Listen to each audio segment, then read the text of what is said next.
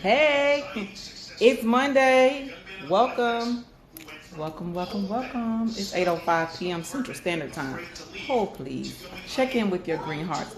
I'll be right back. Welcome to Mental Health Monday. That is a recovery success story. So let's get to that right now. Welcome. Check in with your green hearts as you come in. Let me know that you're here. I need to know that you're here. I need to know who's here. Check in with your green hearts. It's Mental Health Monday. You are here with me. I am here with you. First of all, y'all see how cute I look? We'll talk about that in a second though. But check in with your green hearts. Let me move this a little closer to me, right? Check in with your green hearts. Happy Monday. Happy Mental Health Monday. Welcome to the Light Room. My mother is here. Okay? Welcome to the Light Room. It's Mental Health Monday. Check in with your green hearts. I'm going to feel a little fancy today. I had my makeup consultation, so y'all see my lashes? Don't play. I'll tell y'all where it happened at. But right now, I need you to check in with your green hearts so I'll know that you're here. Go ahead and share this live. Go ahead and share it on your Facebook page. Go ahead and share it in your family groups and your friend groups. Every group that you're in, go ahead and share this live, because tonight, as you see, I'll put the trigger warning in there because, I mean, this is a sensitive subject. Survivors, man, if you know, you know.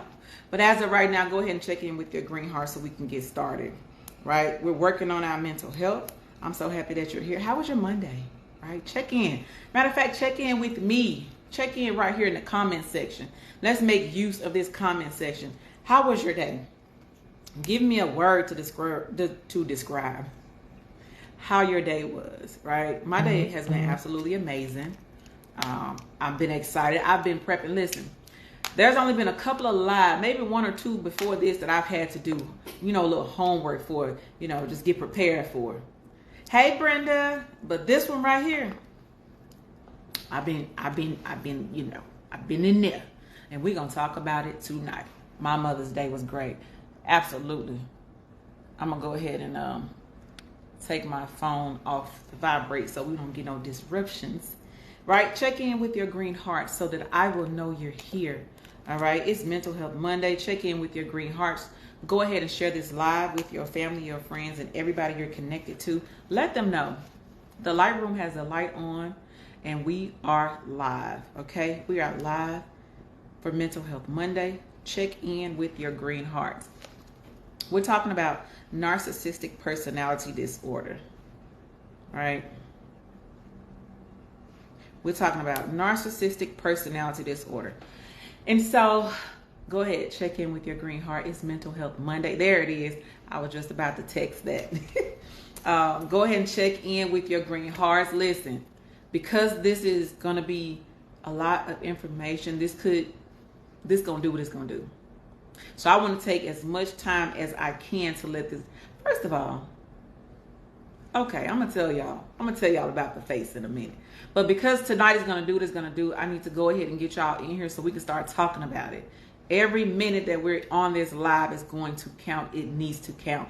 Because when I reached out to the people that are going to come into this space and talk about narcissistic personality disorder, which is actually a mental illness, a diagnosable mental illness, it's because, I have had my own personal experience, and then I've had people to reach out to me about dealing with people who they diagnosed or labeled with narcissistic personality disorder. Let me tell you something. Things are natural, things are spiritual. I know one thing about this, you don't want no parts of it if you don't have to have it. But how will you know what it looked like? How do you know what to avoid? How do you know who could be suffering? Who could be operating in this space? You won't know unless you get here tonight, where the wonderful, we used to work together. Y'all know how I do. I'm going to tell you how I met the guests, and then I'm going to allow the guests to introduce themselves. But you got to be here, so I'm not going to tell y'all until y'all get in here. Go ahead and drop those green hearts so that I know you are here. Welcome to the Light Room. This is Mental Health Monday. Today we are talking about narcissistic personality disorder. I got my headphones. just in case, right? Just in case. Hopefully we won't need it. We won't have any issues. But until we get everything up and running, share the live. If you haven't already, go ahead and share the live. I appreciate it. If you just got here, drop a green heart so I'll know that you're here. Get some people in here, get some people on, because we got to have this conversation. We got to have this conversation. It has run rampant. We got to get some help. We got to make some changes. Hey, Donna. We got to get some things going. Hey, Fee. And we got to get some people help. This is a 2-part. It may even turn into a series, but I just know we're opening the door and we're going to talk about it. All right. So where we at? Oh, it's 8:11. We're about to step into the light room. Share the live. You don't want to miss it. I'm about to go ahead and bring my guest in. Go ahead and bring my guest in. So if you haven't already, go ahead and share this live. Go ahead and share this live with your people so that they'll know we are live in the light room and they can be a part of this conversation. And remember, any feedback, right? Any feedback that you have, your own personal experience, you witness, share it in the comment section. We have 3 goals, right? 3 goals: educate, empower, and equip. People don't know what they don't know. And if you experience something, you don't know who your experience can help. You don't know whose life can be saved and changed, because it's a dangerous situation, right? But I'm not the expert tonight, okay? I'm just the host. I'm just gonna let the expert come on in and talk about it, and we'll share conversation. So go ahead and share this live to get in here on Mental Health Monday so we can talk about narcissistic personality disorder. So welcome to the light room, Eleanor. Hey, thank you so much for inviting me. Absolutely. It has been way too long, right? So we used to work together many moons ago. Listen, it was many moons ago, right? It was many, but it seemed like yesterday. Say it one more time. I said it also seemed like yesterday. Right, exactly. But y'all see how fly she is. The lady is always fly every day at work. This is nothing. She's always been fly ever since I've known her. And so again, we worked together in Memphis for a year or so, or a couple of years maybe. Mm-hmm. Yeah, so we had plenty of time together in Memphis, and that's where I initially met her. And then, the project did what it did. Everybody went where they had to go about life. And then I saw something one day, and I was like, hold on, psychotherapist? What we have here, right? So I said, let me put that in my toolbox, because one thing you got to know about me, I'm always lurking around social media. And so it's a true statement, guys. You never know who's watching. I'm watching, right? Always looking for people to bring in this space so we can educate, empower, and equip the Black and Brown communities with the knowledge, the tools, the skills, and one important thing, the language, right, to advocate for their mental health. And so tonight, the language we're going to use tonight is narcissistic personality disorder. But before we get into the narcissistic talk, that's how I met Elnora. So I'm going to give you an opportunity to introduce yourself to the light room so they'll know who you are. Okay. Well, first of all, can you hear me fine? Right. Let's do a test. And I feel like I need to. Is there an echo? No, but there seems like to be a skip every now and then. Okay. Let me put my headphone in. So I can go ahead and take care of my part. Usually when I put my headphone in, I take care of any audio issues. So. Okay. Hopefully we got that taken care of. But y'all know what to do. Give me feedback. Let me know what's up. Let me know what you hear, what you don't hear, so we can, get that worked out. Because I don't want y'all to miss any of this. All right. So, that sounds good to me right there. It's good. Okay. All right. So I'm Elnora Peters, and as you know, are you using Quita D exclusively now? Because back in the day, we just called you Marquita. And that's true. That's true. And during that time, actually when you and I were working together, I was going to school. I was just starting my master's program. And I decided to go ahead and go into clinical mental health. As you know, even working, there, I would have pretty much an open door policy. I wasn't in management or anything, but we would do what we do, and people would just come and sit down and just have a whole therapy session. And I was like, okay, I was always there to, any way that I can help people. I mean, that's just what I'm on, right? So I love to help others. And then I also wanted to I love to explore why people do the things that they do, the thought processes behind what we do. And so I decided to go into clinical mental health.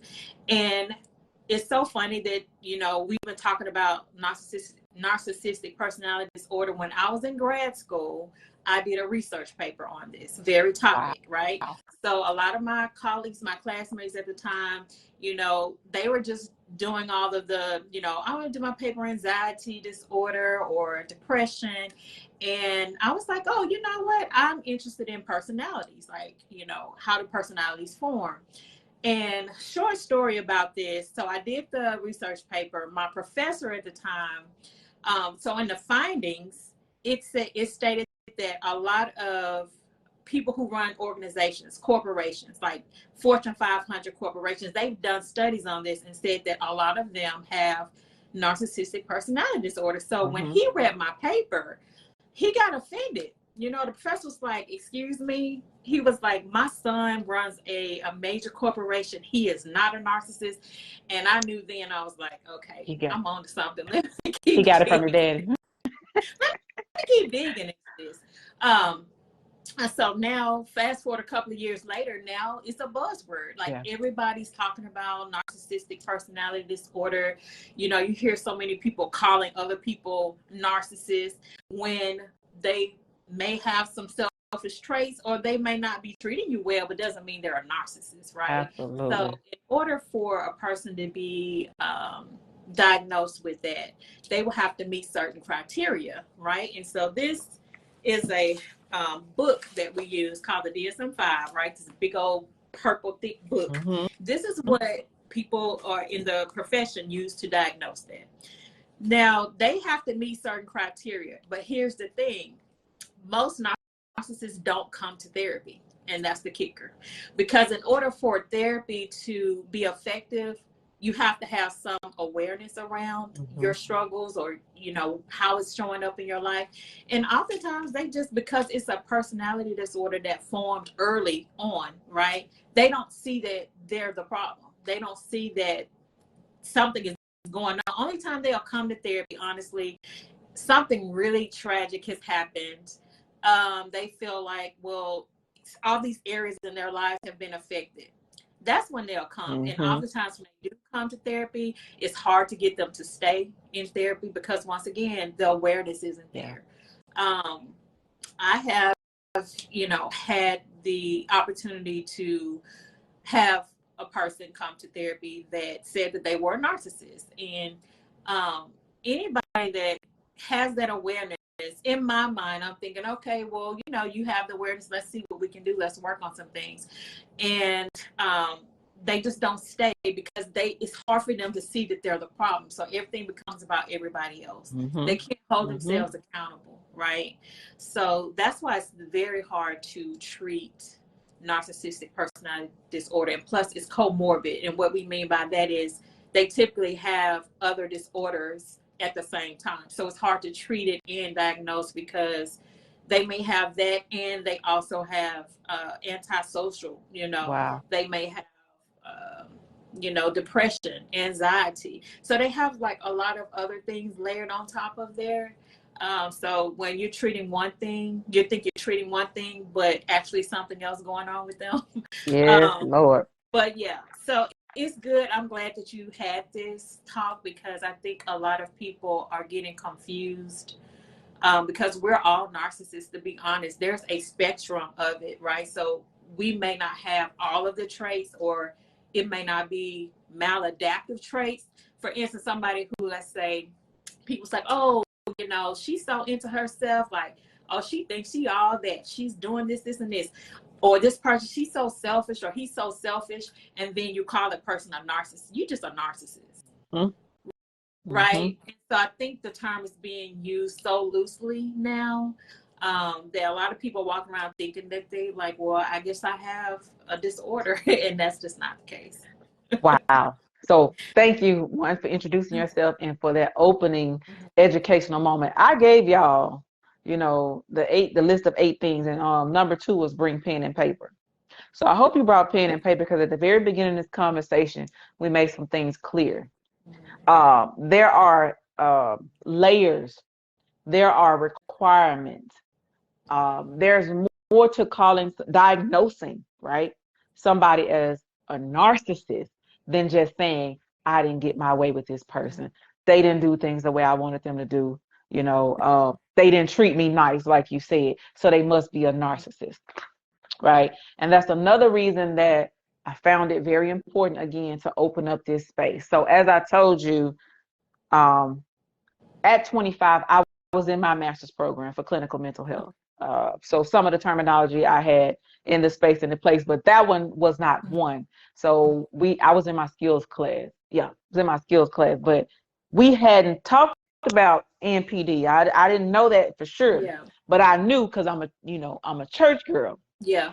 I didn't have no medical diagnosis for the young fella, but I had a spiritual diagnosis for this demon that I was facing, And so at 25 years old, that was the first time that, and I'm going to label it because I can't diagnose. So that was the first time I personally labeled someone as a narcissist, and just knowing even what I know now, I still will hold true to that label for him. And that was also the first time that I had panic attacks. Never had panic attacks in my life. But in that relationship, with the way things were going with him, his interaction, just no accountability, just having me thinking I'm correct, like it was wild. It was wild.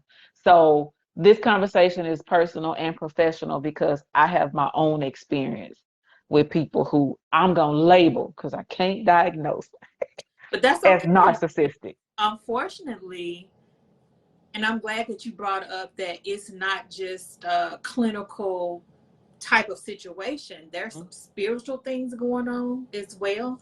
And my lens, or my focus when I talk about NPD, my lens and my focus is more so on how it affects the empath, right? So that is an area that I am super interested in, and I like to study that, because typically what you find is people who are very empathic, people who are, really loving, I'm gonna turn my cheek, that type of person, right? Because we've been taught that, like, be nice. It's that whole, let me be nice. Let me look for the good in everybody. Let me, those individuals tend to attract narcissists, not just in romantic relationships, but friendships.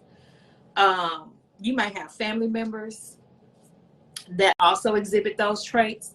And over time, what happens is, if the empath doesn't learn how to establish boundaries and notice almost right away, when you start to see certain traits, you get pulled in. And then, through the love bombing and all the stuff, we can kind of go into that, but the love bombing and all of that, love bombing. You'll get pulled into that.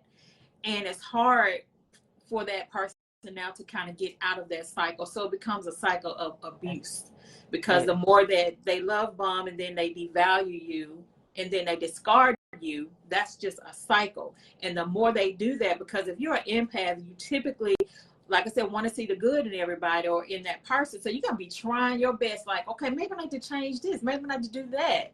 Well, let me change this up a little bit. And it's like, over time, you feel like you're not enough. Yeah. And that is when, it's taking a dark turn, especially with the gaslighting and all of that. Whenever, and there are a lot of experts who say this, whenever you're in a relationship with someone who you have to now start to say, I'm going to record this conversation, because they have gaslit you so much, you start writing things down like, no, you said, because you might say, hey, you did this to me. No, I didn't. So they have you, just questioning your own reality. And that is abuse. That is psychological abuse. That is psychological abuse. Man, a couple of terms came across. Empath was one, I want to talk about, well, first, what is an empath, or how does one become an empath? Because we're going to talk about what a narcissist is. We got to talk about what an empath is, because the two go together. They do.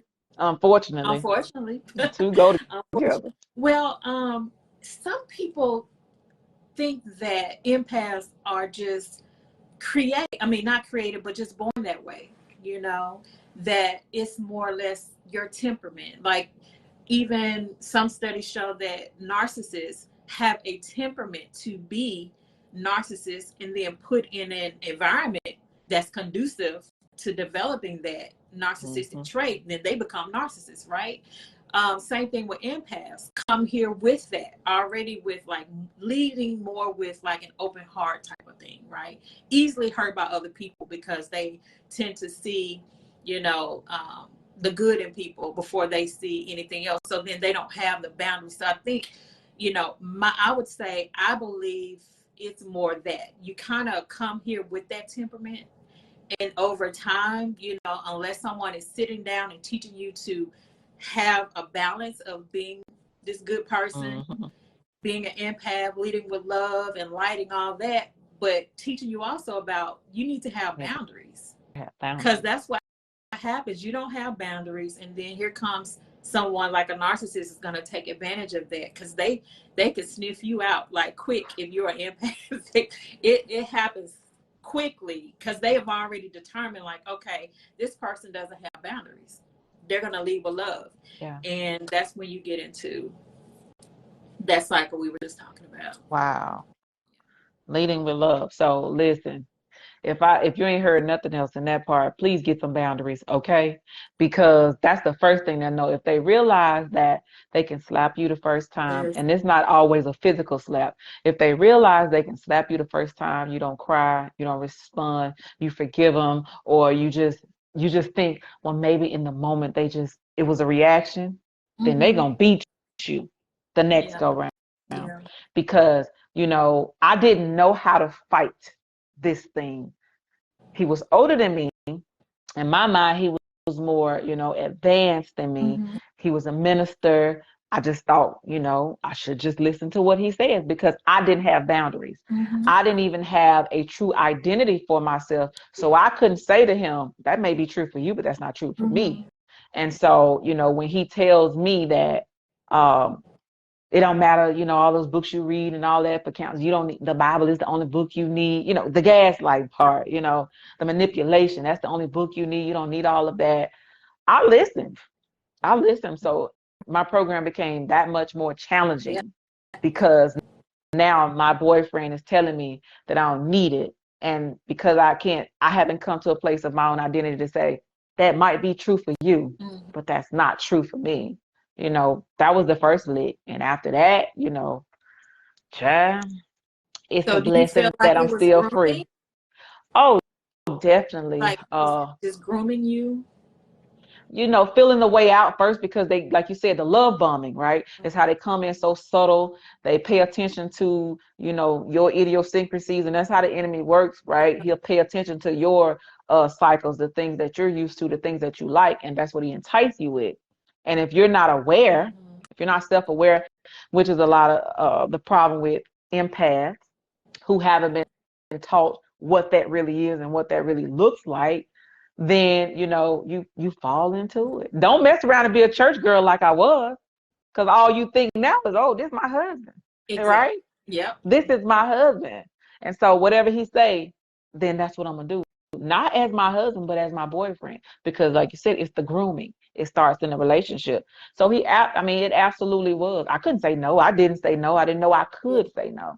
And you know, he got to a place where he knew he had control. Yeah. And it's ugly. It's ugly. Yeah, But it's very ugly. And if you can visualize this, so let's say there's a spectrum, right? You have empaths on one end, you have the narcissist on the opposite end. So whereas the empath is, like I said, leading with more of an openness, more of a love, light, you know, I see the good in everybody type of thing. On the opposite end of that spectrum, there's a narcissist that's void of that, right? void. So that's why they're like swoop in, because at the core of a narcissist, they lack an identity. And because that's why they don't have empathy, but they lack an identity. It's almost like a deep hole that they're always trying to fill, and so they try to fill that by attaching themselves to other people that have those things that they don't have within themselves. So I call it a patchwork personality. So basically imagine a quilt. You know what a quilt is, right? So you have different pieces of fabric. You have a polka dot beside a stripe, cotton and polyester together. It's just a whole mismatch of fabric, but it all makes up a quilt, right? So when I think about the narcissist, void of personality, deep dark hole that they're trying to fill up because they don't have that level of identity for themselves. So every time they're with someone, they're taking a piece of that person and they're adding it to this quilt. So when you get in a relationship with a narcissist, you're dating the people that they dated. Wow. Because they took on their personality. Yep. So you're dating, Sally, Sue, all these people, because they didn't really have this. So it's like you're thinking all during the love bombing stage, like, oh my gosh, this person is the best thing since sliced bread, right? Not knowing that they borrowed that part of their personality from somebody else, from their last relationship, from somebody they admired on TV, right? They'll take on everybody's personality and just try to form something. And that's why they get so defensive and they can't take criticism, because at their core, that's called a narcissistic injury. You injure them to their core. When you criticize them or you bring something to light that they've done, to them, it's like it shatters their personality. So fragile, it shatters them.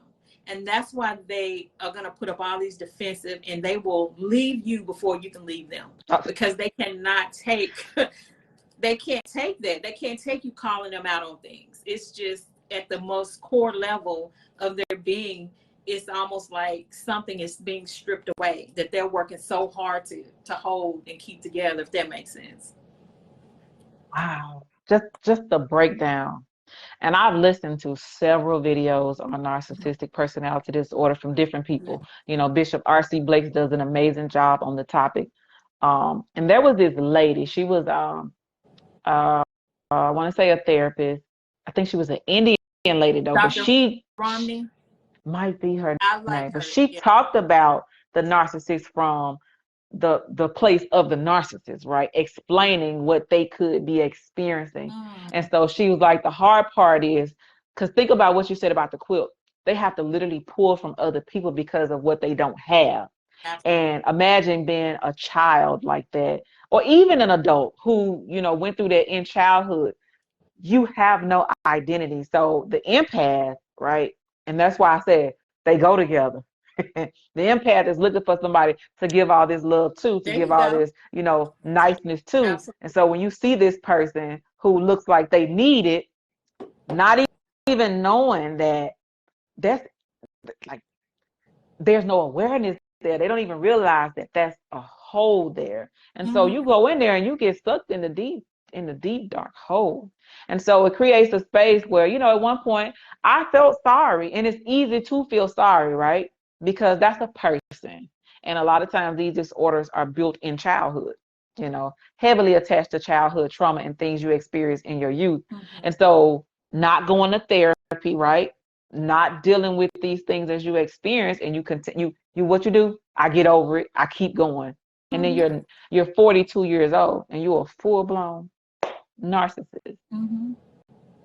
And talking about, and you bring up a good point about childhood trauma. One of the things that, of course, we talk about and experts talk about that is connected to parenting.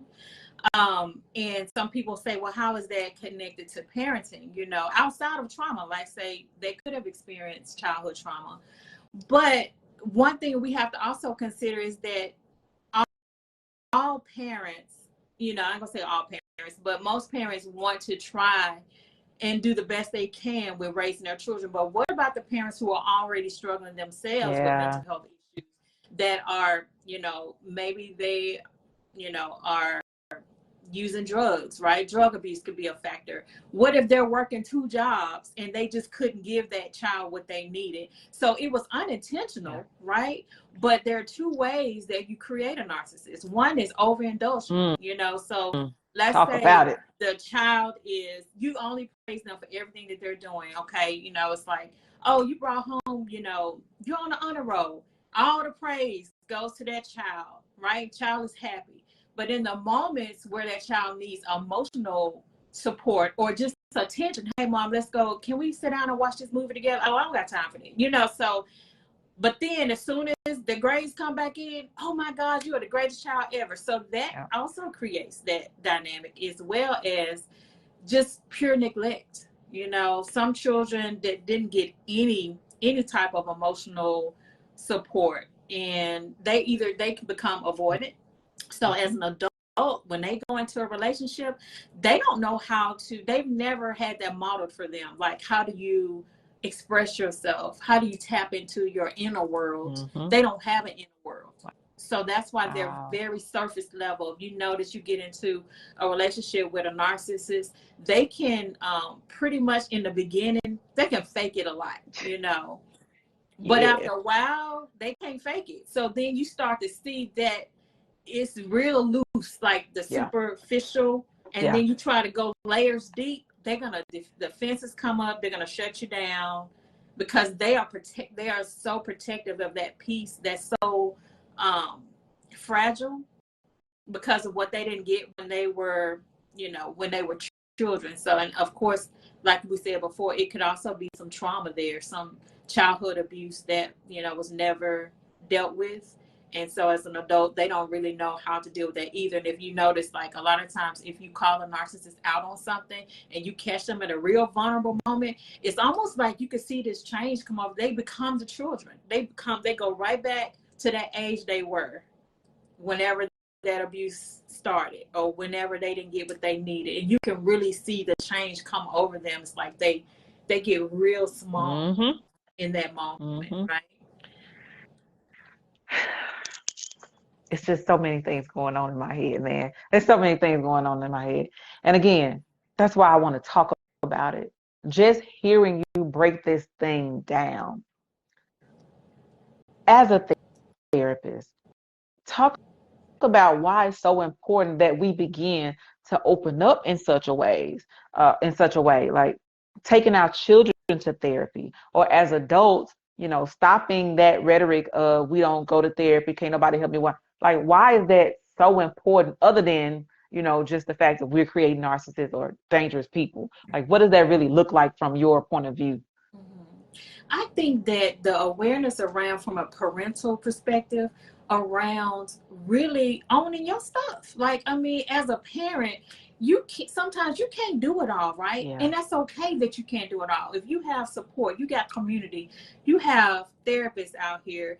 I mean, that's what we do. We're here to help you avoid things later on down the line, right? So as a parent, if you start seeing some signs with your children, don't be afraid to bring them to therapy. And some of those things could be, you know, you notice that your child doesn't have empathy for any, like how they treat animals, for instance. You see a child kick an animal. I mean, because then you start getting over borderline into some of the other disorders too, that you definitely, you know, want to head off, right? So I would say it's very important for parents to recognize some of those signs, you know. What are some, like, what can they look for? They can look for, like I said, lack of empathy. They can look for, if you're, let's say your child was considered, like, you know, just like my child had normal behavior, and all of a sudden they become withdrawn. Maybe they were outgoing, all of a sudden they're withdrawn. Like, start asking questions. Something has happened, right? Something has happened. You know, talking to teachers, talking to, you know, just really paying attention. But the most important thing is developing that relationship with your child where they feel comfortable coming to you, because we know children get abused so much, you know, unfortunately. And if they don't have that ability, or they can be vulnerable and they can come and talk to a parent, then they'll find their own way to deal with it. And then it becomes maladaptive ways during adulthood. So I would say those are some of the things to look for. Also, you as the parent yourself, if you know you haven't had time to spend adequate quality time with your child, right? Because emotional development is just so important. It's just as important as a priority, just like feeding your child. Yeah. Making sure they get to school, making sure they're clothed, shelter, emotional, because attachment, and we can do a whole nother thing on attachment theory alone. But if you notice what goes hand in hand also with narcissists, a lot of times is they are avoidant. Mm-hmm. They have an avoidant attachment style. And attachment with, even with kids, they have to have a certain amount of attachment, right? To make them, for them to become healthy as adults later on. So I would say start with that too. You know, make sure that you're providing that emotional support. And if you see that your child is very shut off, now I'm not talking about a kid that's just an introvert and, you know, they're normal, but they just don't really like to socialize. That's different. But you see a very marked difference between how they were, and then all of a sudden they're like totally shut off and quiet. Those are some indications, right? And if they can't talk to you, because sometimes kids or people in general don't feel safe enough to say certain things, then you want to encourage them to go to therapy. And if they're underage, you just take them to therapy, right? Take them you to just, therapy. You you know, even get no choice in the matter. you Yeah. know, even Somebody. Yeah. So a comment was, it's an intentional balancing act when raising a child to be a well-rounded individual. And it is. And, you know, it's like you said, parents, we have to be very aware of our own stuff first. Gone are the days of suppressing your emotions. Absolutely. We have to learn to have, you know, the language to identify what the emotion is, because I was listening to a thing this morning that was talking about umbrella emotions. Saying I'm angry is not, you know, it's not enough. Or saying I'm sad is not enough. You can be sad about a number of things. You can be sad because of a movie, or you can be sad because you didn't get, you know, your food wasn't right. Somebody died. Like, there are several reasons to be sad. So just saying I'm sad is sometimes not enough. And for so long, we've lived under umbrella emotions, not really being able to identify. And so the suppression makes the hole deeper, you know? It makes the hole even deeper.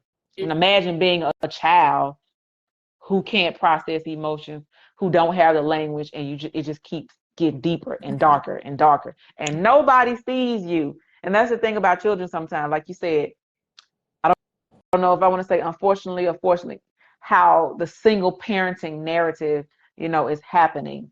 Even if you're unmarried, there still should be community. You still need community to help you. And like BK Strong said, to raise well-rounded children. Where are the uncles? Where are the aunties? Where are the, you know, the healthy church members? Where are the people in your community? Because you don't need everybody. That's a whole individual who comes with their own stuff that you're raising. So parents, you know, again, like she said, I encourage, pay attention. If that child was the light of the world and, you know, the social butterfly, and all of a sudden they don't talk to anybody, they don't come out of their room, the room is always dark, they don't have much to say, they become cynical, pessimistic, you know, like, those are warning signs. Those are warning signs, especially if they can hurt an animal. You know, I think about that SVU. Children are we're always modeling behavior for children, right? And so I talk to my clients a lot about this. When we go back and do psychosocial history, when we trying to connect, and I'm trying to help them connect dots, I always tell them, because, you know, I don't beat up on parents, because, you know, a lot of times it's like, well, my mom did a good job. Well, you know, I don't want to say this. Well, my dad, you know, but he was still good. And so I tell them all the time, like, look, we're not going to beat up on parents, because for the most part, parents do try to do what they can, right? The best that they can with what they have. That's it. So, but at the same time now, it was still some behaviors modeled for you from from the time you get here to like 6 years old, right? You are basically a sponge. Everything is going into your subconscious mind. So your subconscious mind is like a recorder, or it's like that part of your brain that stores all of these old long-term memories. And it's no different from when you get in your car and the first time you learn how to drive, right? You don't have to relearn it every time you get behind the wheel because it's stored automatically in your subconscious mind. Now, in that subconscious part of your brain, everything that you saw, you experienced, is still back there. Yep. So, unbeknownst to you, sometimes you're acting out as an adult things that you saw that was modeled for you. How to communicate, right? How to resolve conflict. How to talk about emotions. Yeah. If you talk about emotions or not, right? So you have to relearn a way to do things. And I think parenting is a part of that. It's like you taking responsibility of becoming aware from this moment on and saying, like, maybe I need to go to therapy. Yeah.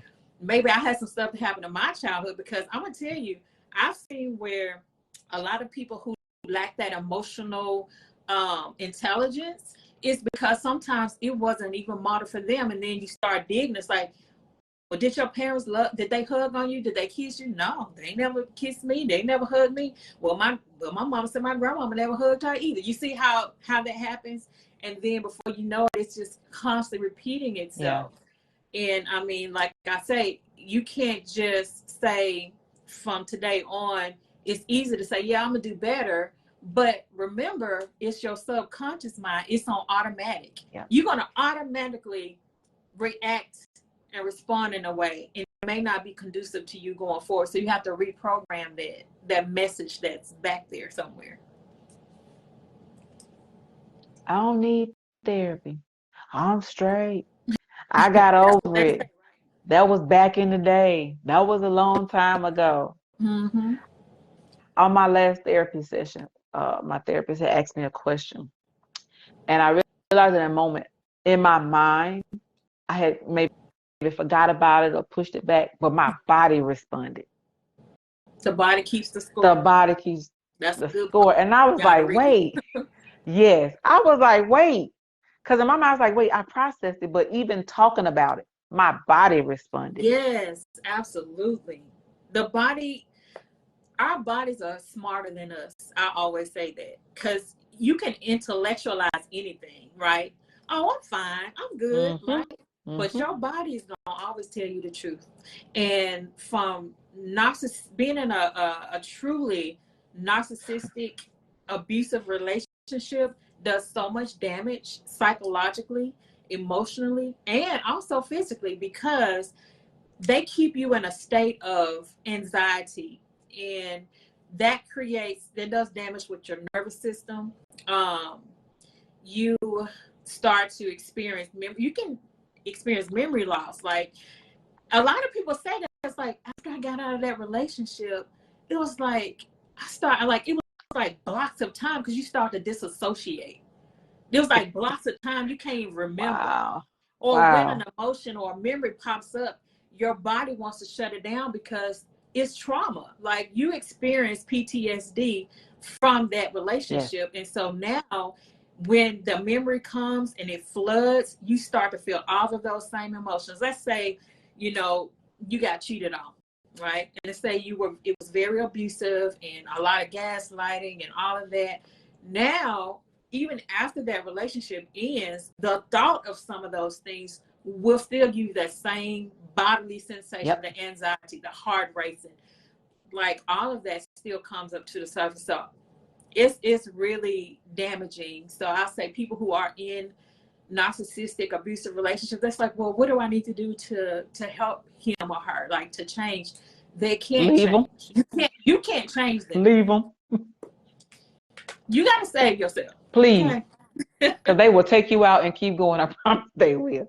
Because they just go to the next victim. They get a new supply. They get a new supply. There you go. And so you're left there. And it's not unheard of for people to come out of those relationships and it take them years to recover. Years, okay? Because there's a lot of damage being done. You got the gaslighting, the manipulation, the emotional blackmail.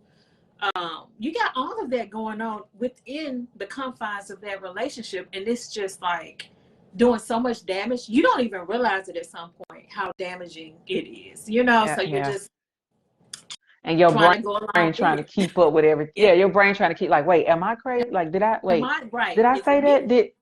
Is it Is me? it I'm telling you, sent me to therapy. I was like, listen, we got to understand something because I don't know if it's me or if it was real. Like, I need to process what happened, what happened in this relationship. That's why I told my therapist, I said, listen, girl, it's either him or me, but something has happened here. And I need to process me? this experience because my body was responding. And Yeah. that's one thing about me. If I've seen it, I'll say I've seen that spirit before. And once I recognize that I've seen it before, now I'm paying attention and I'm looking for the signs. I'm looking for, proof that, yeah, this is the same thing. And 10 times through 10, it be the same thing. Yeah. So, when I was, unaware, when I didn't know how to operate in my person, it was overwhelming. It was very overwhelming because you don't know how to protect or save yourself from this person who you think is supposed to protect and take care of Right. and save you. Yeah. And this is the person that's causing you harm because in public, everybody love them because that's the thing about them. They're very sociable in public, great personality, all of this. But when you're home, the same guy from when I was 25, I went to church with him. This man preached a sermon at a youth conference, telling the young girls, if he don't treat you like this, blah, blah, blah, you don't need to be blah, blah. And I'm like, yeah, okay, cool. We get in the car at the end of said services. This man acts like I was invisible. Wow. Blew my, I didn't know what, I didn't, like you literally just sat in church with your arm around me. Like I literally was just there supporting you. We got in the car.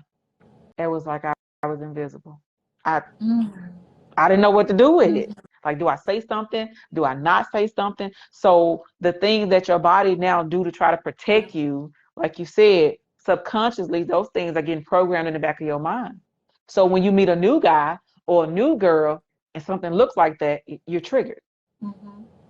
Especially if you ain't processed it and dealt with it and all that. Like now you're triggered. And now you feel like again, you either gonna fight or you're gonna get out of this situation. Most times you can't do either when you're feeling with a narcissist. You can't do either. You just kind of stuck. I like him because on the good days it's good, right? When they're good, when the love bombing is top tier. Yeah, of course. It has to be because they got to pull you in. The love bombing is top tier. Like, oh, he did this for me, and everybody just love us when they see us together. So if you say anything contrary to that, you're the problem. Yeah, because they need adoration. They need a lot of validation, external validation. So remember that fills them up because they don't have that baseline part to their personality. So they need all of the external validation because they don't have what they need for the internal validation. So you're right. When they're in public, they're going to show themselves one way, right? Because they need people, they need that feedback loop to say, hey, this person is awesome, right? And it's like, it's just like a empty hole. Like it can never be, when I tell you, it can't never be filled. I don't care what you do. You can't give enough compliments. You can't show enough love. Like some people think, well, if I love him enough, or if I love her enough, it's not enough. Okay. It's never going to be enough because that is a character flaw, a trait that they just don't have. They can't say there's never like a time where it levels off. Then they're like, oh, I'm good. They always need. That's why you find a lot of times narcissists could be in long-term relationships, but they will cheat. They need a lot of attention.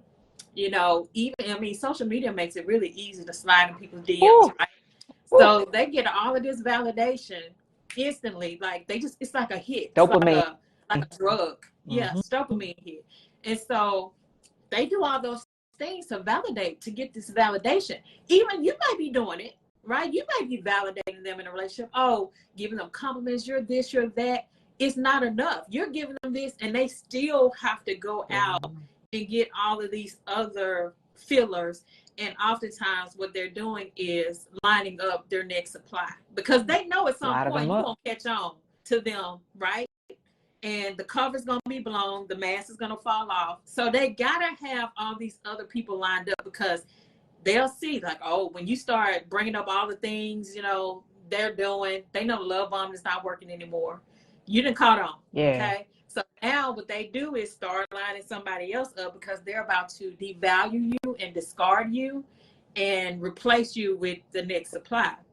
And it's like a drug. It just, they have to be fed, you know, energetically. Even it's like a lot of people say they're like, you know, vampires, energetic vampires. Because by the time you leave or they leave you, you have been depleted.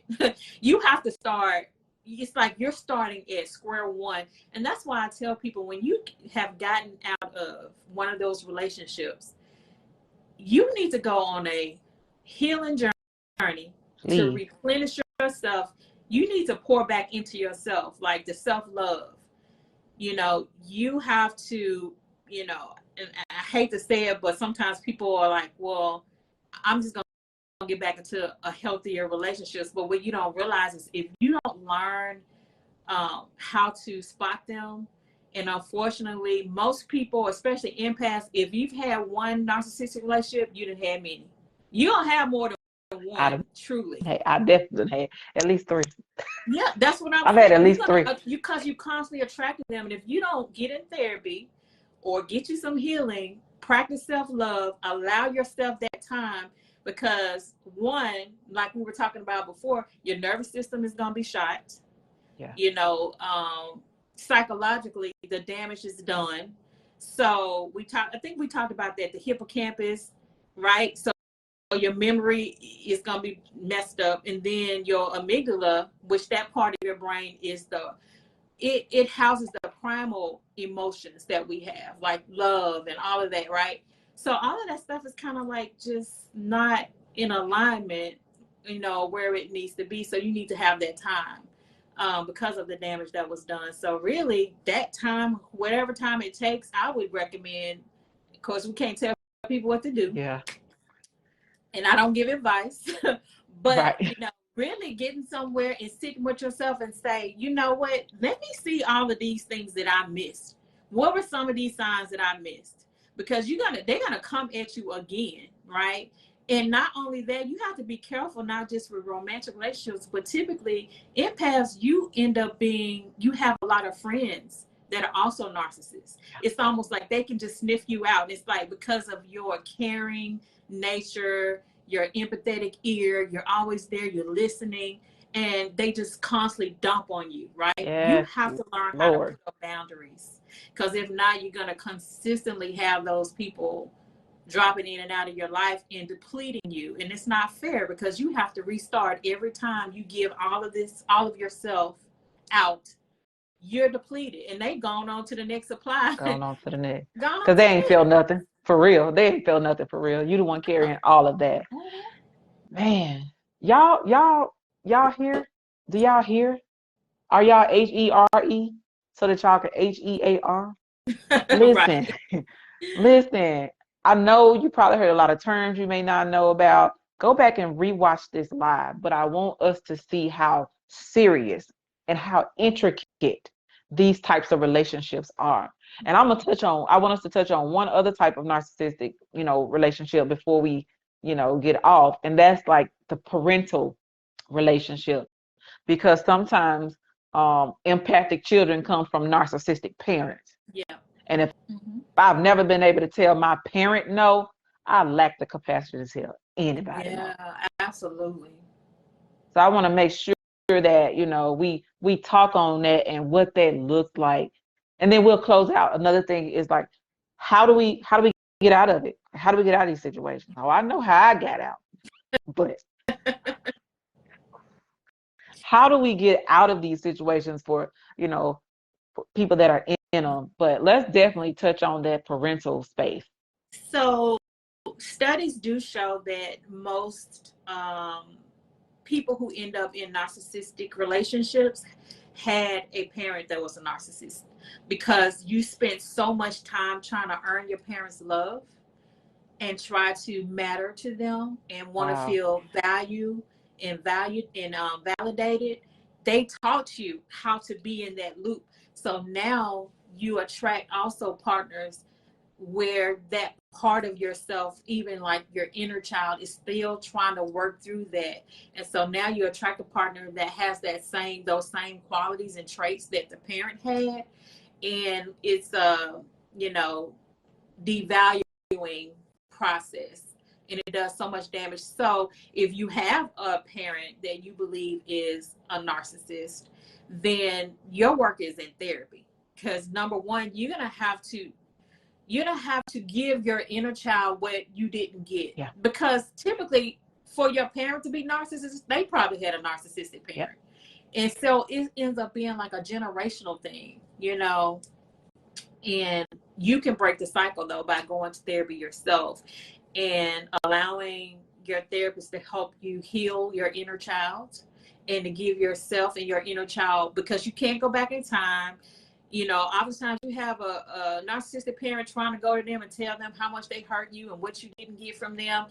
That's not going to, because they don't have the awareness. They're just going to say, what do you mean? I took care of you. I provided this. They're going to become defensive. And you're not going to get anywhere with that, right? Because once again, what we talked about earlier, they're going to have a defensive because of the lack of, they have low self-worth, right? So anytime that they feel like that's threatened, they're going to shut that down. Shut it down. So I would say, if you have a narcissistic parent, you want to definitely get into some therapy to help heal and process that, so that you understand you can't keep getting that through your romantic relationships, your friendships, because you're going to keep drawing that experience. And I tell my clients this all the time. It's like, if you want to see a theme in your life as to what you should be healing and paying attention to, look and see the pattern. What type of people are you consistently drawing to you? That's the indication, like, oh shoot, I need to do some inner work. Because it's not always about that person. It's also, what did you allow? How did this person even end up being able to stay in your life long enough to do that type of damage? Yeah. Right? That inner, because you don't work. And you have to love yourself more than you love, that person. Say that you gotta again. You gotta love yourself more than you love that person in that relationship, because we are taught to over romanticize relationships sometimes, and you have this fantasy in your head about, and you're stuck on that love bombing stage, like, well, dog, it felt like this in the beginning, so you're constantly trying to get back there. And not realizing you're never going to get back there. Never. Right? You're never going to get back. So it's just like one of those pivotal points where you're having to decide to save yourself. And a lot of times people are like, well, my narcissist dumped me, or my narcissist let me go. Good. To be honest. Girl, you better shout, you better run, something. Yes. You just save Jesus just saved your soul, baby. And I'm not saying it doesn't hurt, because it does hurt. It does. Right? The good days were good days. Yeah, it does hurt.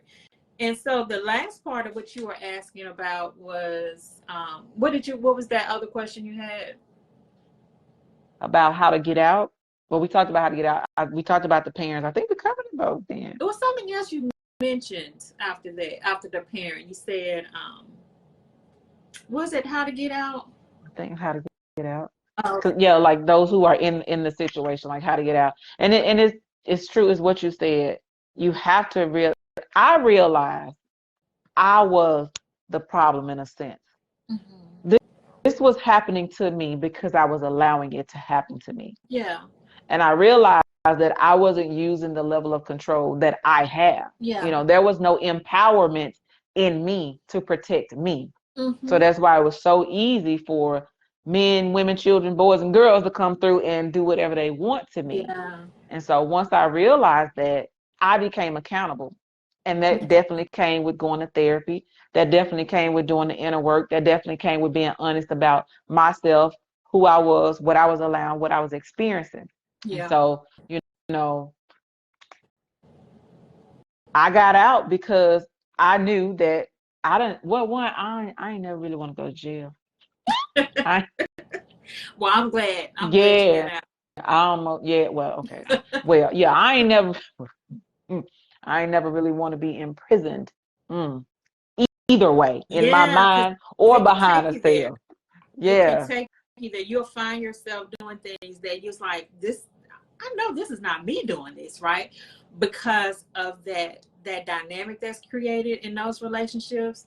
As we talked about before, there's a trauma bond that happens. And believe it or not, your brain gets addicted because narcissists love drama. Okay. Woo. If you're not bringing it, they're going to create it some kind of way. They need to triangulate you. Like they need to have you, and it might not be another person. It could just be anything that they feel you're threatened by, right? They have to create this triangulation because once again, it validates them, right? So without that triangulation, they can't really function because they need that validation. But what happens to you in that triangulation is that it creates that you get a dopamine hits because you get Yeah. highs and lows, and your brain gets addicted to that. I just want to feel that Monday one more time. I want to feel that Saturday when we went here. I just want like one more time. I know it's in you because you did it. Ugh. Yeah. Yeah. Yeah. Listen, that's why I put the trigger warning for myself Yeah. because, when you think about one, before I really kind of gained to the understanding that I have, how could you treat somebody like that? How could you do that? But then realizing they have no awareness of it. It And goes they're back to what you said. You got to you stay they empty, are empty. empty. When I tell you they are empty, think about a well, right? A pit, a bottomless pit. Yeah, like the teenage boy's stomach. They eat all day and night. Right? The bottom of the pit. Those Yeah, boys they eat all day and night. But yeah, people with that trait, that personality disorder. And so, like I shared with you, the guy I follow on TikTok, uh, the diagnosed yeah. narcissist who's now educating. Like I Mhm. love that he does that, Yeah. and I love his level of awareness because he'll tell you in a minute now, hey, I am still a narcissist.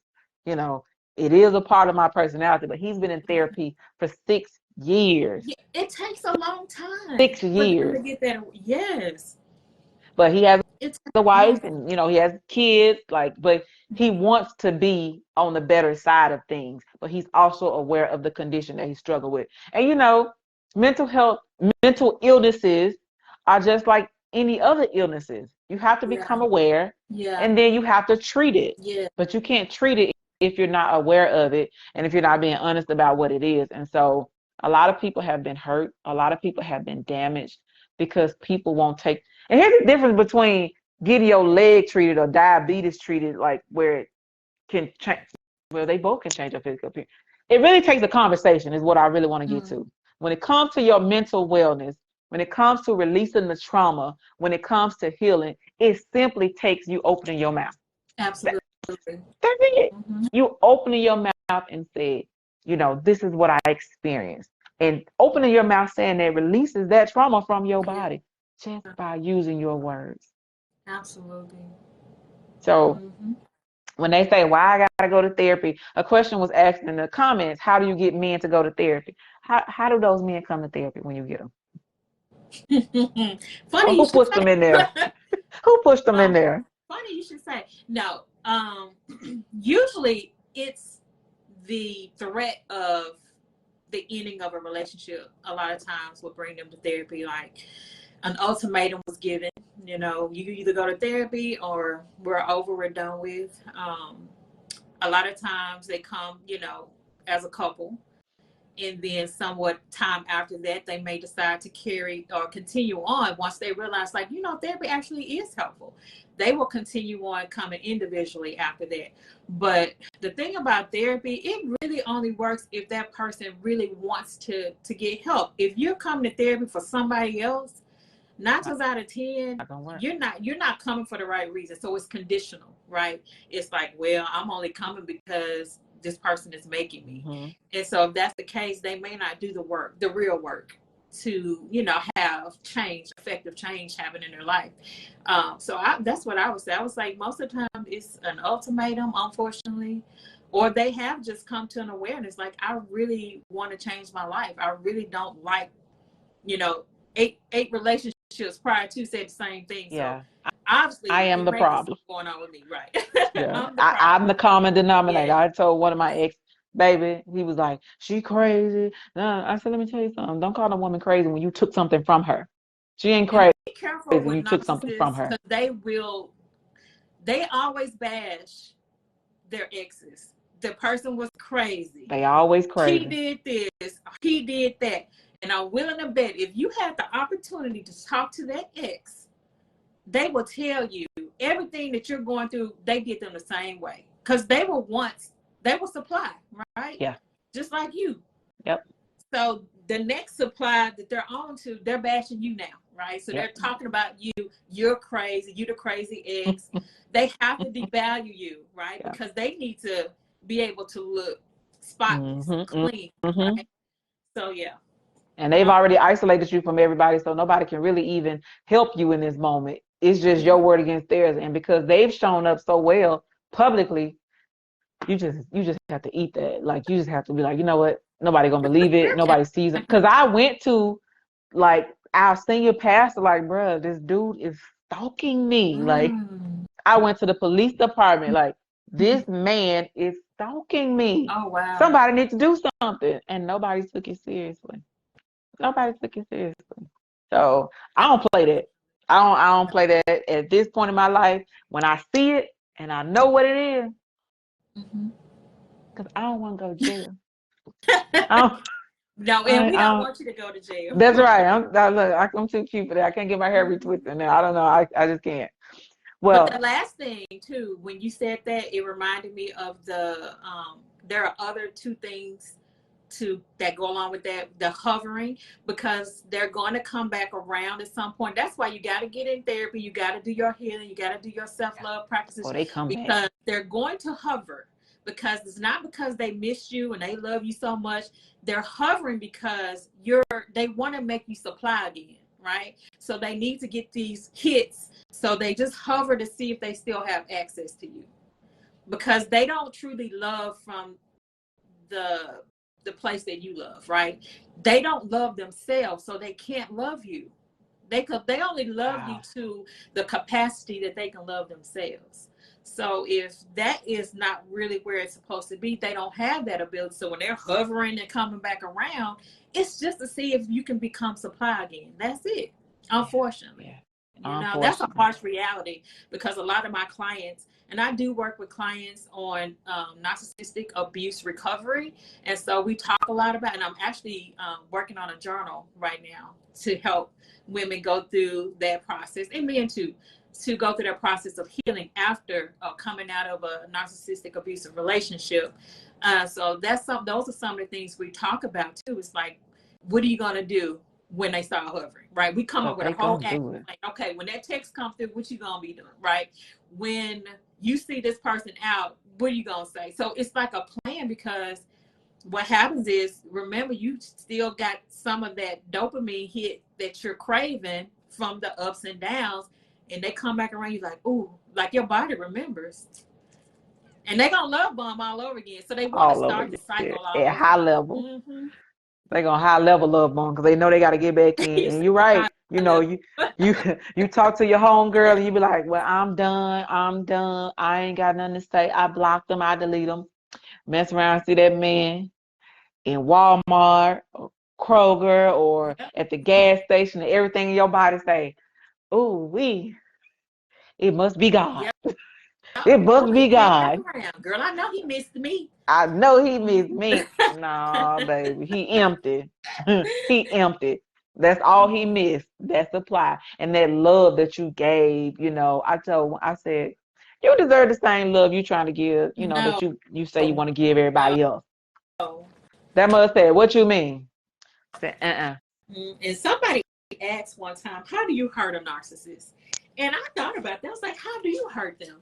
And not saying that you should go out of your way to hurt them, but one thing that does hurt them is shame.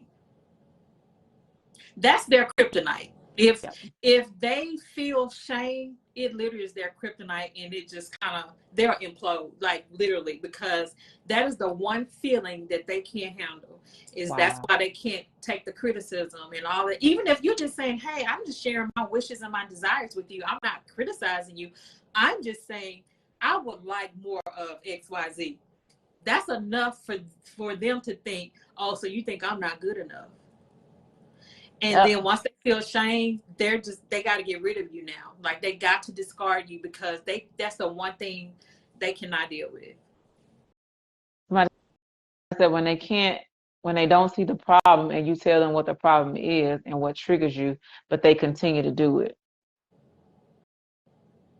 So if they're continuing to do it, remember, I don't know if that person was on here when we were talking about that they love to devalue, and they love to create that sense of, you're not good enough, but I am, so I'm not the problem, right? Yeah. You're the problem. I'm not the problem. Yeah. Oh, okay. Bring it back.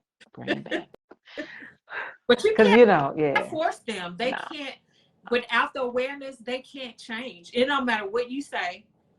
And they might do a little bit just to soothe you, but at the core, they don't have what they need in order to make long-lasting changes. So they may just tell you what they feel like you need to hear, but it'll go back to the same thing. Like, you'll find later on, they'll do the same stuff over and over. Mm-hmm. So with trauma being such a heavy thing in our community, some people think it's just a cliche. Some people realize just how deep and infectious trauma can be. How do we separate, right, somebody who is operating from trauma responses versus somebody who is a full-blown narcissist? Because again, that's the lines will get blurred in that, because unfortunately, generational trauma is a part of the Black culture, from ancestors on down to the things that we actually do to one another. But how do we navigate that fine line of they're actually having just trauma response because they haven't dealt with their stuff versus they're just a full-blown narcissist? That's when you, as the person, you can't become their therapist. It's not on you to do that, right? Because what you're going to do is you're going to become the therapist, the mother who didn't give them the emotional support that they didn't have, the daddy that wasn't there. Like, you're going to become that person, and then it's going to create a parent-child dynamic in your relationship, and you don't want that. Resentment follows. You're going to become the parent, and they're going to become the child. And like you said, they're going to become resentful. So the more you try to help them, it's just like, now, if they take on that child role in a relationship, that at some point, all children have to individuate from their parent, meaning I got to grow up, right? Yeah. So if you create that dynamic in your relationship, they're going to start trying to grow up on you, meaning they're going to be rebellious. They're going to do things just to slight you just because they need to show their independence. And that is not a healthy dynamic to be in. It's not your job. You have to remember that. It's not your job. This is not your job. Dear empath, it is not your job. It is not you are get another therapist at Memphis, Montoya. She always say, Jesus Jr. Look, little Jesus Juniors, you are not the savior. Don't save them, because you can't save them. I ain't gonna say they don't want to be saved, some of them, but you can't save them. And that's real talk. And again, this is why the Light Room continues at this point to exist, because I'm aware, I see, I hear, the information is at this point in life brought to me. And I just want to do the three things: educate, empower, and equip. We don't have to live this way continuously. And even if you are diagnosed with narcissistic personality disorder, you still can have a life. I don't know what I'm gonna call it, but I'll say you still can have a life, because again, Lee, he goes around the world like teaching about the disorder that he lives with and the work that he has to do. The man been in therapy for 6 years, but he wants to do better. He wants to be better. He wants to be present, because he does have a wife and children. So accountability comes at every point in time. And so, like you said, you can't save somebody else. You got to, baby, put your own mask on. And you have to create your own boundaries, right? Whatever that looks like for you. But it's okay to protect yourself. And one thing about empaths, think there's something wrong with that. Like, well, I'm here to show love. I'm an empath, right? And that's one of the biggest things I had to learn too, is to create boundaries. You know, because my go-to is, oh, how can I help you, right? How can I help? You know, I want to be that person to show you a different way how to do it. But then you realize at some point, like, that person is going to constantly take from you. You got to have boundaries yourself, and it's okay for you to have boundaries. You say, look, no, I'm not your therapist. And trust me, as a therapist, it's hard to date because of the fact that once somebody finds out, I just start saying now, like, no, I'm a trainer, I'm a corporate trainer, which I do that too. But that's also my way of letting a person know, like, yeah, I can't be in relationship and be your therapist, right? You got to pick one. It's just not gonna work. Yeah, but yeah, I think people have to get to a point where you put yourself, and I see this whole movement going on with TikTok, which they're saying you're decentering relationships, like decentering romantic relationships. Like, you put yourself in the center and everything else rotates around that, versus we've been taught to put the relationship in the middle, right? Everything revolves around that. So now if that person leaves you or does something else, or God forbid you're in a relationship with a narcissist and you make that person your world, you lose your whole identity tied up into that, right? And that's not a good That's place. tragic.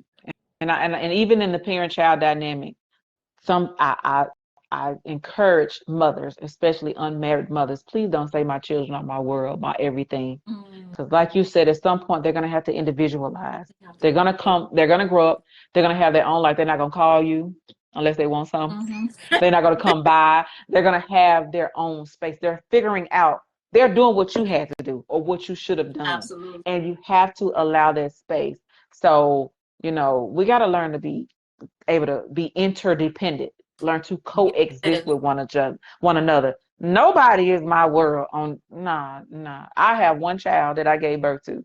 I love him, but he's now a man. He got his own children now. So, I know, right? You know, but I have one last question, and then listen. Come on.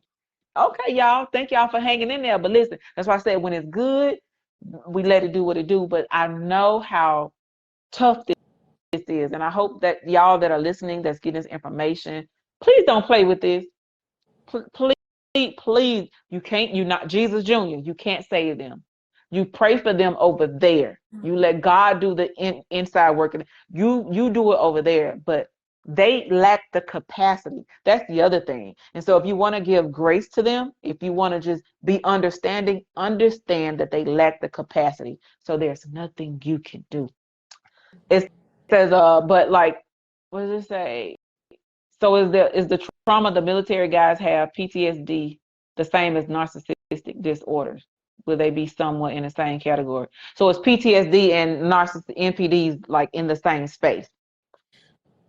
No. Well, when you think about post-traumatic syndrome, PTSD, it's really, I mean, people who have PTSD from like from the military or any tragic event. All it is that when you're faced with some type of trigger, your body's going to respond to that. And so when you're injured or have PTSD from like psychological abuse or abuse from a relationship, and I just give an example what it looks like. So let's say you were there was infidelity, you were married, and it continued over a period of time, and you were gaslit a lot. You know, your reality, the story's like, I don't know what you're talking about. Oh, well, yeah, I saw this in your phone and the evidence is right here. I don't know what you're talking about. You know, that's not, I don't even know that person. Like, wasn't me. All of those things, right?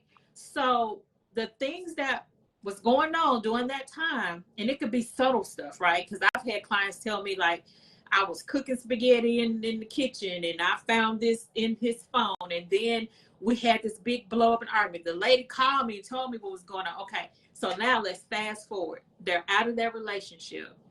They in a new one. Now they're cooking spaghetti.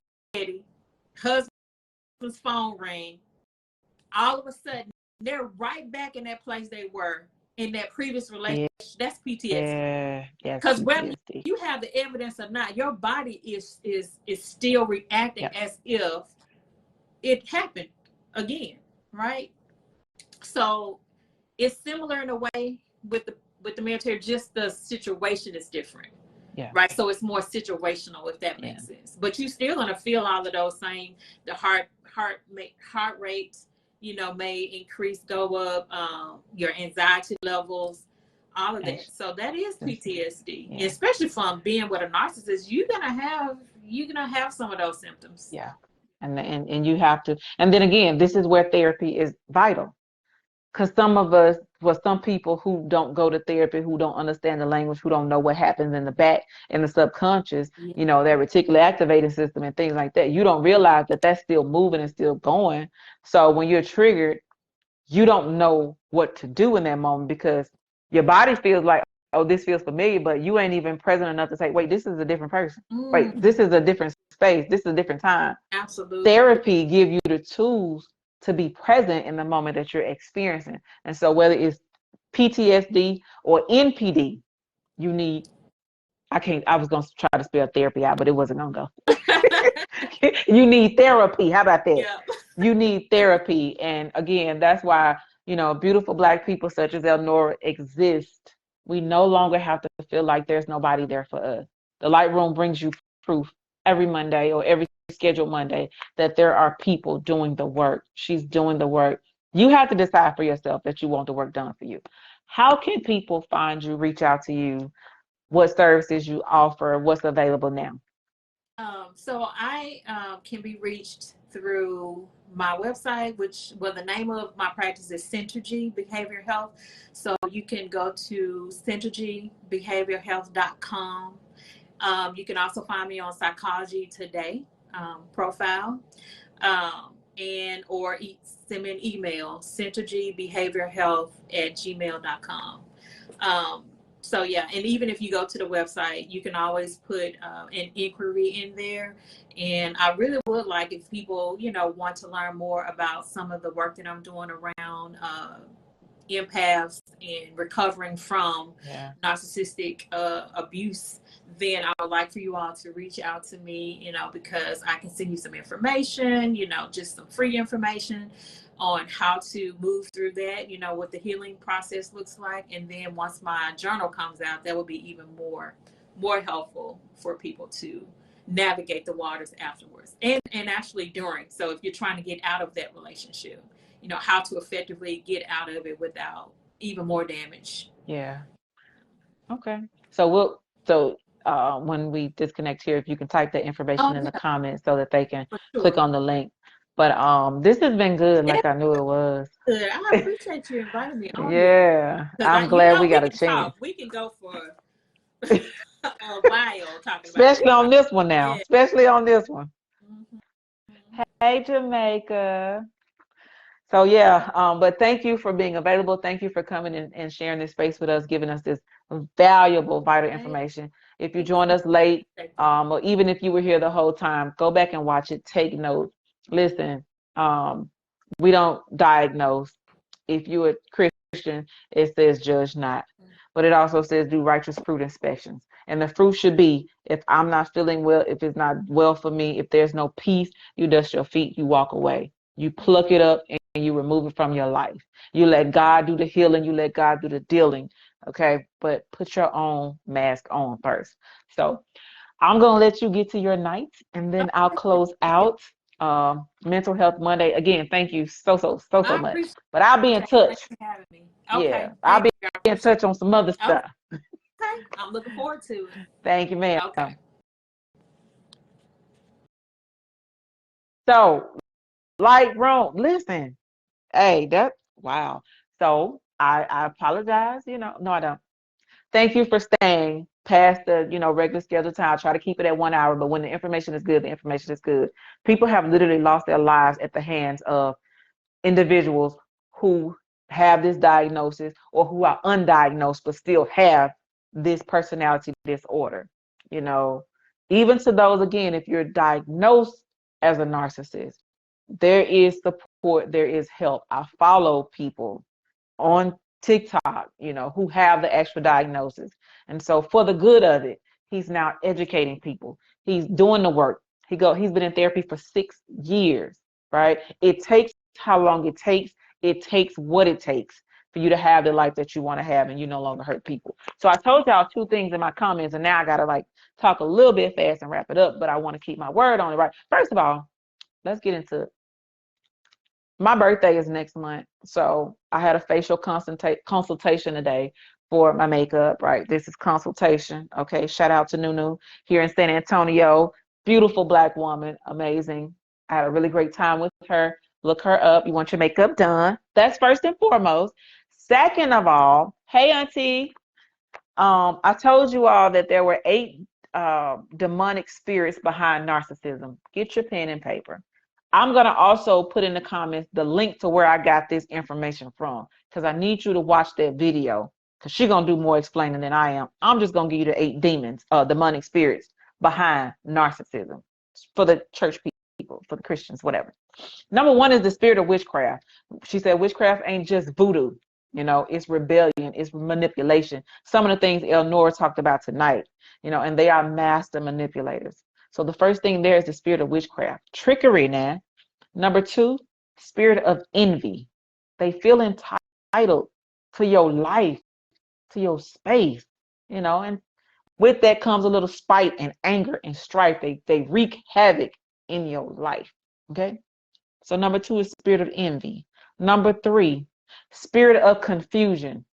If you have never dealt with somebody who operates under this all could seem like, whatever. But if you have dealt with somebody who operates in this space, you know that the way you feel like you're losing your own mind just from talking to them, the spirit of confusion, right? And its purpose is to get you all disoriented so they can really just take control of your life, because you don't know what's true and good anymore. So number 3, spirit of confusion. Number 4, spirit of condemnation, the deflection. Everything is on you. You do all the wrong. And they want to create a sense of hopelessness within you, right? Because they got hopelessness in them. So they start to condemn you. You ain't all that. You're not who you say you are, Spirit of control is number 5. In the church, they call it Jezebel spirit, she says. But number 5 is spirit of control. Number 6 is spirit of deception. Boy, lying should be their middle name. I don't know what their mamas and daddy named them, but liar should be somewhere in there, right? Spirit of deception. They shift their words. I didn't say that. That's not how I said it. Or you misremembered. You misunderstood. No, you didn't. You heard what you heard. Trust me. Number 7, spirit of pride. And then number 8, the spirit of fear. Like she said, this is a damaged child who never got the support, the therapy, the resources, the love that they needed. But you're not God, little Jesus Jr. Okay? You send them, you let them go so they can go to therapy if they choose, or you let the Lord thy God handle that. But you save yourself. Okay? You have to get away. It could be your mama. It could be your daddy. It could be your own child. Children have unalived their own parents. That you did. Listen, you don't play with this one. Okay? You do not play with this one. The moment you recognize it, you let it go. You let it go. You ask God for the strength to walk away, and you stay away. That's why community is so important, because you will get weak. In the back of your mind was the first time y'all met and how much they made you smile and how good you felt and all the happy things, the gifts they bought. But listen, okay? So those are the 8 demonic spirits behind narcissism. I'm going to put the link in the comments for a YouTube video that I encourage you to watch so you can get more of the details on that. And I don't know what number I'm on. The last thing, I have a date, June 22nd, 2023, Guide Me to Therapy workshop via Zoom, facilitated by yours truly. You will be able to register for this workshop tomorrow. I will put out a link with the flyer. Go ahead and register. Seats are limited. If you can't get in, you can't get in. Once it's closed, it's closed. But The information we got here tonight, should be enough to empower you to choose to get some type of support for yourself. And I know therapy may not be something that some people are used to. I got you. I'm going to walk you through how to do that. I'm going to show you how to get there. When I put that link out there, go ahead and grab your seat. I can't save a seat for you. Once the seats are gone, they're gone. All right?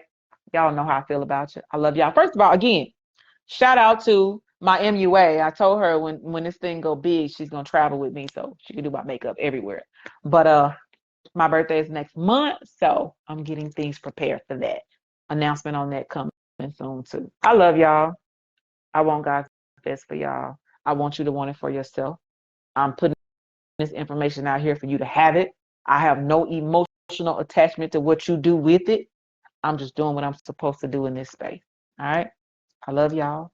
Eat well, drink your water, sleep well. Good night.